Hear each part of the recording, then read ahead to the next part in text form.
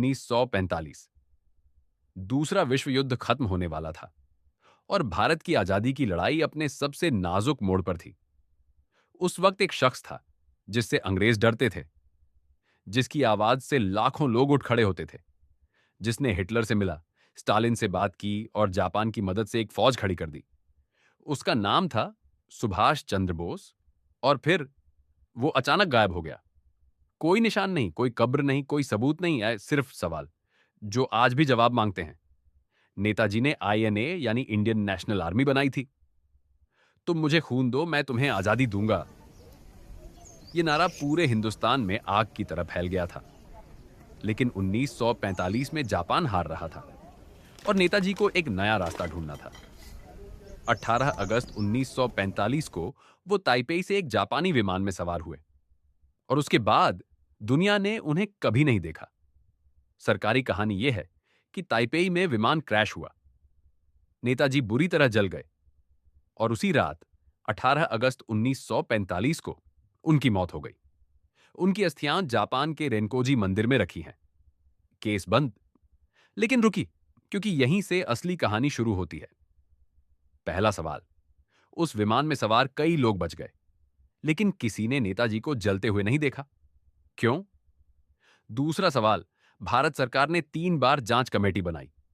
1956 में शाहनवाज कमेटी, 1970 में खोसला कमेटी, 2005 में मुखर्जी कमेटी। मुखर्जी कमेटी ने साफ कहा, नेताजी की मौत उस विमान दुर्घटना में नहीं हुई, लेकिन सरकार ने यह रिपोर्ट ठुकरा दी। क्यों?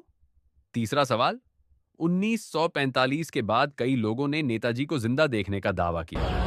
उत्तर प्रदेश के फैजाबाद में एक साधु, गुमनामी बाबा, जिनके कमरे में नेताजी की तस्वीरें थीं।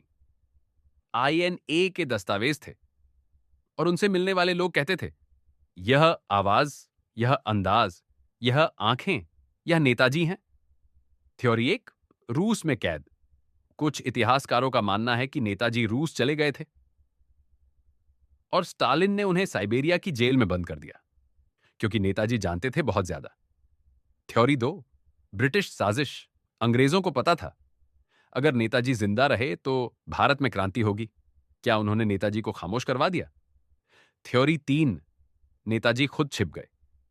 कुछ लोग मानते हैं कि नेताजी ने जानबूझकर गुमनामी चुनी ताकि वो एक नई रणनीति बना सकें, ताकि उनके दुश्मन उन्हें ढूंढ न सकें। कोई भी थ्योरी आज तक साबित नहीं हुई। क्लोजिंग 4 डीज। 2015 में भारत सरकार ने नेताजी से जुड़ी 100 से ज्यादा गुप्त फाइलें सार्वजनिक की। लोगों को लगा अब सच सामने आएगा, लेकिन उन फाइलों में भी पूरा जवाब नहीं था। एक आदमी जिसने पूरी जिंदगी आजादी के लिए लड़ाई लड़ी, उसकी मौत का सच आज भी एक राज है।